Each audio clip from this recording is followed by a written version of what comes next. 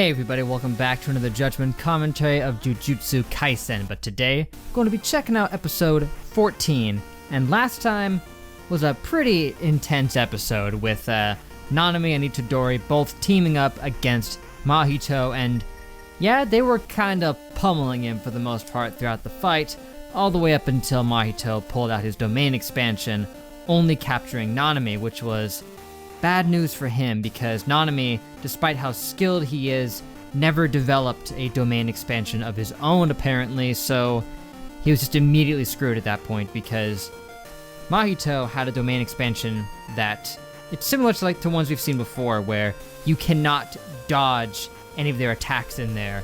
Any moves that Mahito were going to use would be an automatic hit, and given what his abilities are, Nanami wasn't going to be able to survive that. As he looked back on his life, we got some really interesting insight into Nanami's character and what he's dealt with and his reasonings for coming back to the Jujutsu school and all that. And I feel bad for the guy because he was definitely going through some complicated emotional biz. But just as things seemed bleak, Itadori broke through the domain expansion from the outside because apparently they're not, designed to be, impervious from the outside, only from the inside, because, when it comes to the domain expansions and all that, they're typically best suited for fighting one-on-one, just trapping them inside so they can't escape.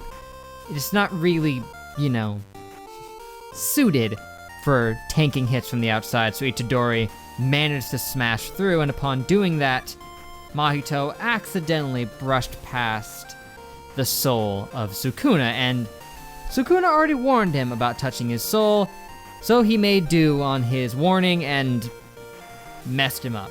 Put a huge wound right in Mahito's shoulder, forcing him to retreat, where, yeah, he did successfully manage to escape, where he may now live to fight another day.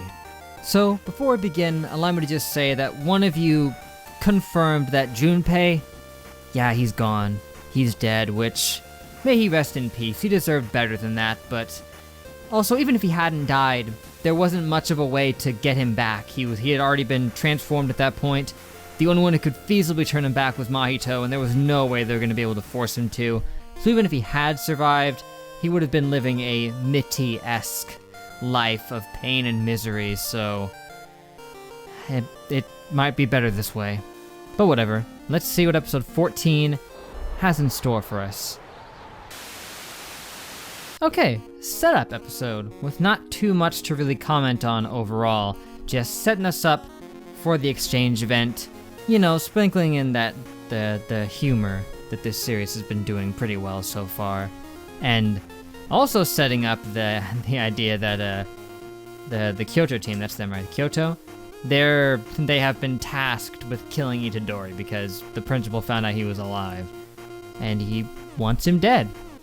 So he's told them, hey, Itadori, kill him.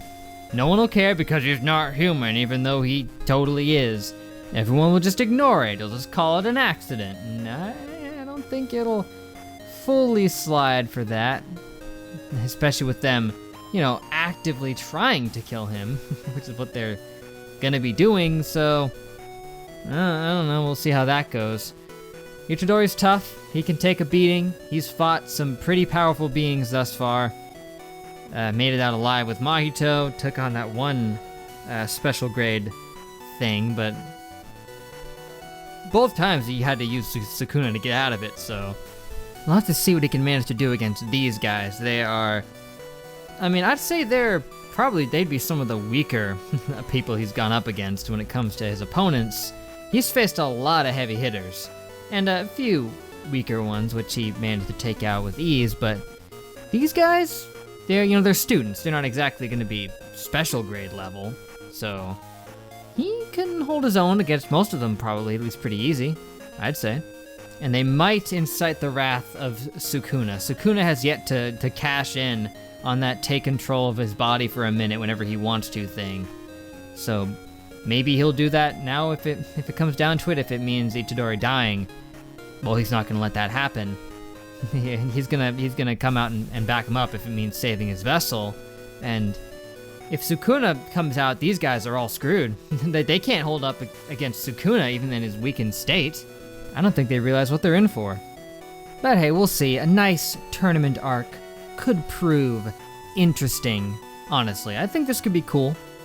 And there is the tension of them going after Itadori, but it probably isn't going to go, swimmingly for them at all. They've got more than just him to deal with in all of this. If they, they have to still be trying to win the event too by taking out that spirit that's in there, the curse, and then also be keeping up with everybody else that's on the team.